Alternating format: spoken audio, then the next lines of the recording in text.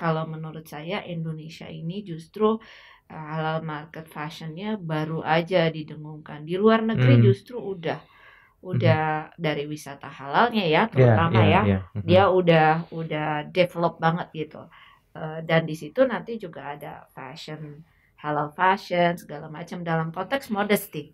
Desainer-desainer Indonesia, pelaku fashion Indonesia tuh nggak kalah, dan saya selalu bilang kita tuh punya satu kelebihan yang mereka nggak punya sebenarnya. Apa tuh? Wastra Indonesia. Kita punya tenun, kita punya tenun baron misalnya, gitu ya.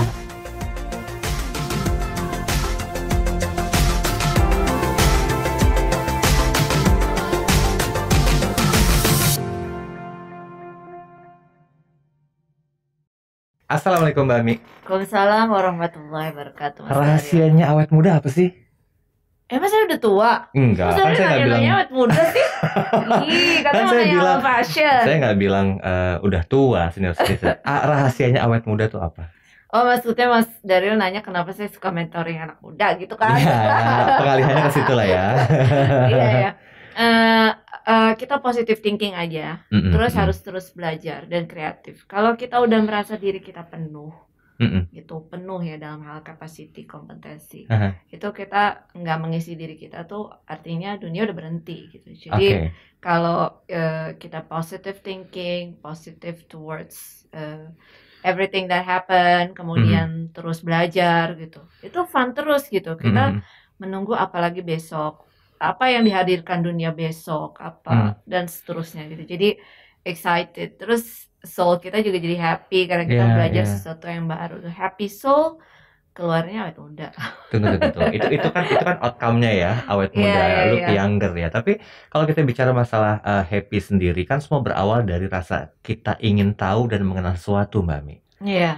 Ini kalau saya lihat dari profilnya Mbak Ami, pernah menjadi PR juga, reporter juga. Wah, pokoknya kayak saya merasa ini di depan saya kok senior banget gitu. Jeruk makan jeruk. Itu dia.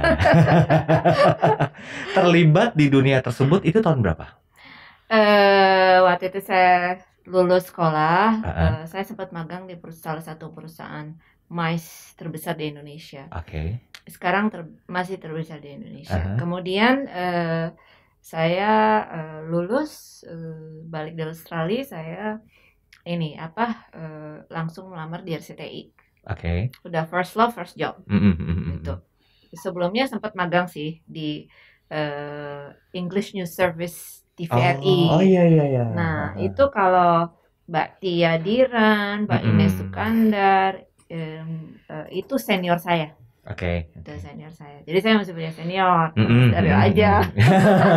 Nggak bilang senior citizen ya. Terus kemudian saya kerja di RCTI. Pertama-tama itu kayaknya 3 bulan pertama ya, nggak sampai 3 bulan itu saya banyak bertugas di umum, utamanya Mabes dan Polda. Gitu. Kemudian di-assign oleh Pemret ya, waktu itu direktur pemberitaannya kalau nggak salah Pak Kris Kelana ya. Saya di-assign di Istana. Waktu itu masih zamannya kalau di Istana tuh kita ikut screening, ikut pelatihan segala macam, sampai dipanggilin trainer dari CNN gitu.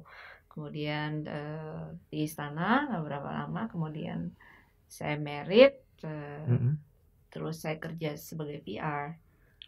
PR. Habis kerja sebagai PR, ya karena harkat kita sebagai seorang wanita dan seorang ibu, jadi working from home dan memulai UMKM itu salah satu best solution. Atau buat saya saat itu. Jadi saya bisa mengurus rumah tangga, bisa mengurus anak-anak, bisa berbakti kepada suami dan orang tua, more time gitu. Tentu saja itu pilihan. Tapi ketika itu pilihan keluarga saya dan saya. Akhirnya saya decide untuk pelan-pelan building home industry, kemudian resign dari PR. Oh, berarti building home industry dulu baru resign dari PR. Iya. Kenapa nggak nyaman atau gimana sebenarnya di PR itu? Kan enak ketemu orang banyak, networknya Enak, juga luas enak. kan? Dan sampai sekarang masih dipakai network. Ilmunya. Network, ilmu gitu ya. Everybody Ah, is growing, the yes. business is growing gitu. Jadi saya banyak belajar lah dari organizing event, terus kemudian pemberitaan, sampai sekarang saya juga kebetulan alhamdulillah sudah 2 periode ini dipercaya menjadi Wakil Ketua Persatuan Wartawan Indonesia. Wah, Iya. keren. Ya baru tahu deh. Iya, makanya saya agak minder sih sebenarnya Gua sih juga. perbincangan ini. Jangan ngajar gua. Iya, benar-benar. Tapi Iya, gini, tapi gimana? enggak, ya. Oke, lanjut. Tapi gini Mbak Ami, nama seorang Ami Atmanto itu kan sudah merekat kuat ya, dan juga kayaknya tuh udah bener-bener nggak bisa jauh dari dunia reporter, PR segala macam. Karena tadi Mbak Ami mengatakan ini first love first jobnya gitu ya. Nah kemudian kalau diurutkan, tadi saya menanyakan ngebentuk building brand UMKM dulu, baru resign. Otomatis kan strategi yang Mbak Ami lakukan adalah ngumpulin dulu networkingnya, tanpa sengaja bisa digunakan untuk membuat bisnisnya Mbak Ami semakin terdongkrak. Nah, yang ingin saya tanyakan begini, kalau untuk bicara masalah strategi seperti itu, apakah memang itu merupakan satu-satunya cara untuk bisa mendongkrak semua aspek bisnis yang dilakukan oleh siapapun, Mbak Ami?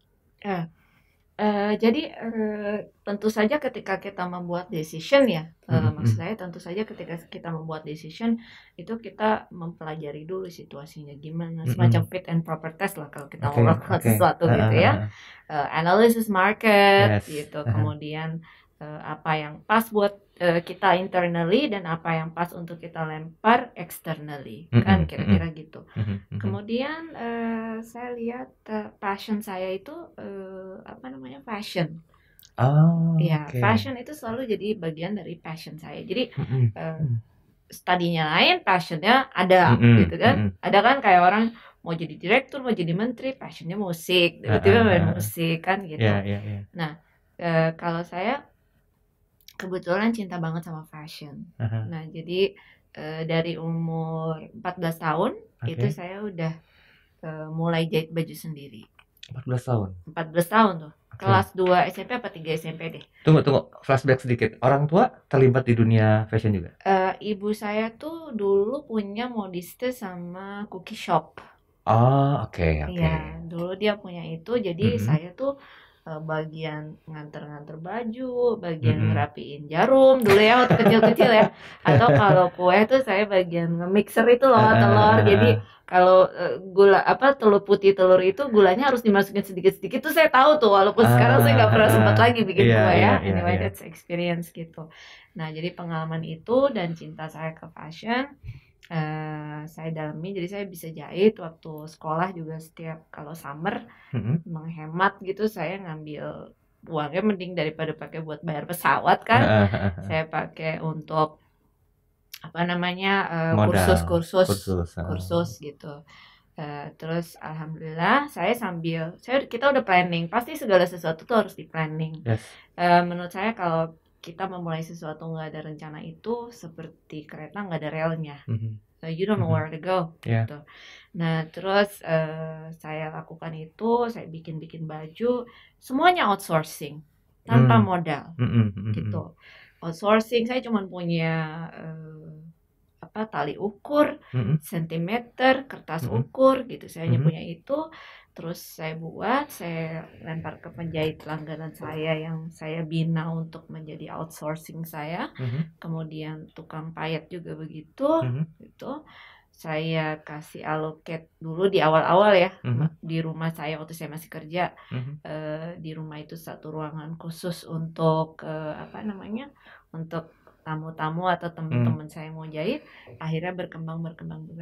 Kemudian saya izin untuk meninggalkan pekerjaan saya di kantor dan saya meneruskan itu usaha sendiri. Jadi kan gini ya, keluarga baru ya, saya umurnya masih 20-an ya waktu itu.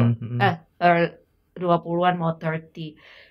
Jadi gimana nih caranya supaya income saya nggak hilang, tapi ada substitute-nya dulu gitu.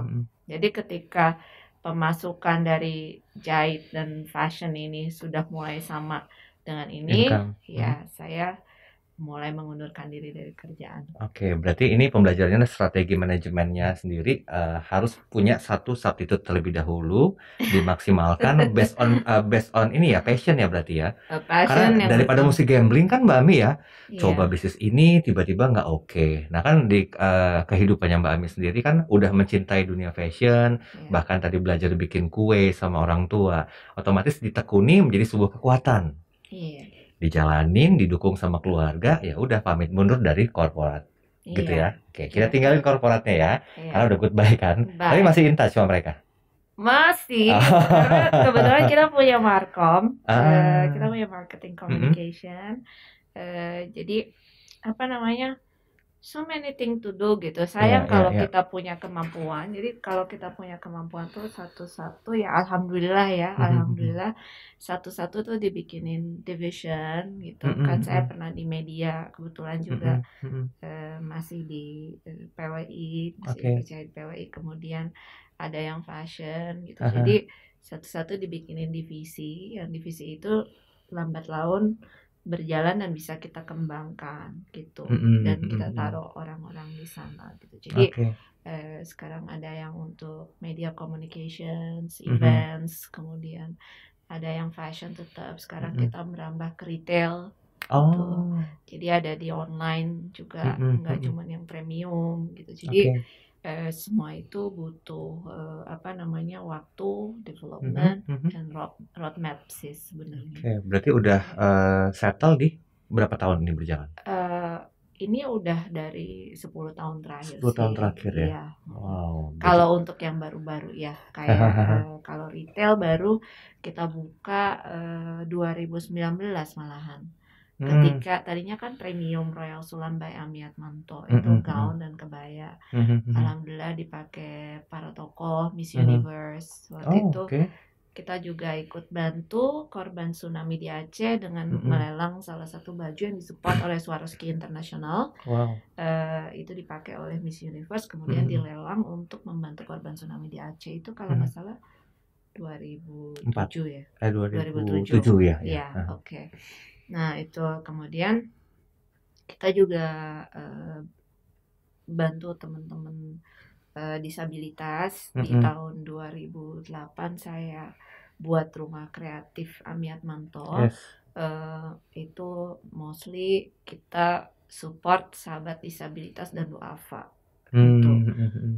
Filosofinya kalau kita sudah punya sesuatu dan diberikan sama Allah begitu gampang, kenapa kita ngeluarinnya susah gitu. Ya, ini nih menarik nih. Jadi harus nggak enak gitu rasa hati ya.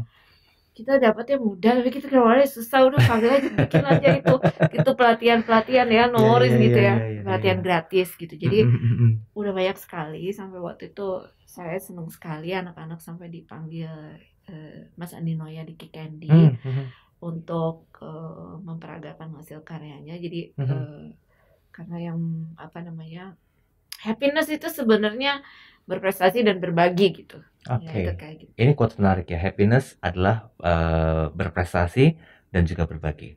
Oke. Mbak Ami, saya sedikit mau masuk ke ranah usahanya Mbak Ami. Kan bicara masalah fashion ya. Fashion sekarang ini orang tuh udah mulai pintar dan juga cerdas Mbak Ami. Mereka tuh lebih melihat dari hulu hingga hilirnya. Jadi not only mereka menggunakan fashion yang modis, fashion yang kira-kira kalau gue jalan tuh dilihatin sama orang tuh gila keren banget, seksi banget misalnya. Tapi mereka awet muda. Tapi mereka udah mulai berpikir dari hulu ke hilirnya, quality controlnya, bahan bakunya, ini harus halal gitu loh. Nah hari ini kita akan coba fokus bicara masalah industri fashion halal Indonesia yang sudah mendunia. Kan beberapa orang yang tadi mungkin pemikirannya seperti itu kan, tidak semua orang akan melakukan hal yang sama Mbak Ami. Yang penting gue pakai enak, fashionable, oke, lagi ngehits segala macam, ya udah, so-so aja. Tapi pandangannya Mbak Ami tentang industri fashion Indonesia dan industri fashion halal itu seperti apa? Kita lihat dari dua payung yang berbeda nih ya. Jadi gini, sekarang dunia itu lagi tren untuk halal fashion. Dalam artian saya lebarkan konteksnya sedikit ke modest fashion ya. Halal fashion itu kalau bicara halal pasti Pak Sabta Nirwandar misalnya, paham dia halalnya misalnya ini jangan terbuat dari ini macam-macam ya, produknya harus halal lah, jangan ada kandungan-kandungan yang haram gitu. Nah, kalau dari sisi desainer sendiri itu adalah bagaimana kita memakai bahan-bahan berkualitas yang tadi tidak apa namanya, tidak ada kandungan yang unsur haramnya ya. Terus kemudian tersertifikasi, itu juga salah satu upaya untuk kita bisa masuk pasar global karena di dunia ini kalau menurut saya Indonesia ini justru halal market fashionnya baru aja didengungkan. Di luar negeri justru udah dari wisata halalnya ya, terutama dia udah develop banget gitu. Dan di situ nanti juga ada fashion, halal fashion segala macam dalam konteks modesty.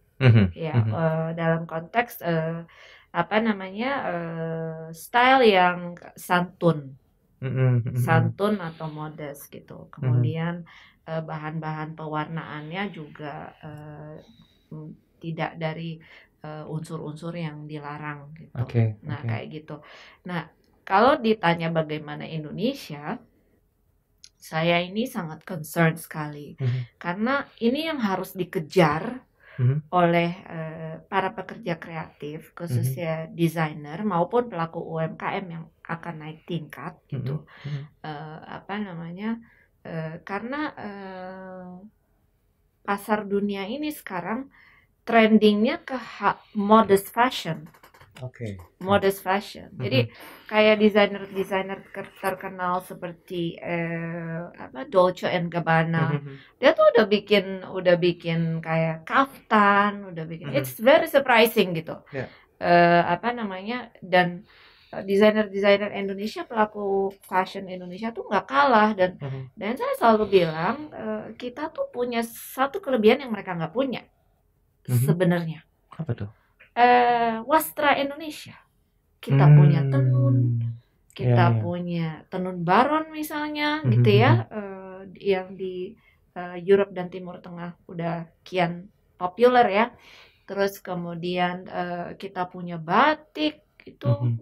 Jadi yang ada filosofinya, yang ada ceritanya. Sampai seingat saya Christian Dior itu memakai tenun untuk salah satu koleksinya, itu luar negeri.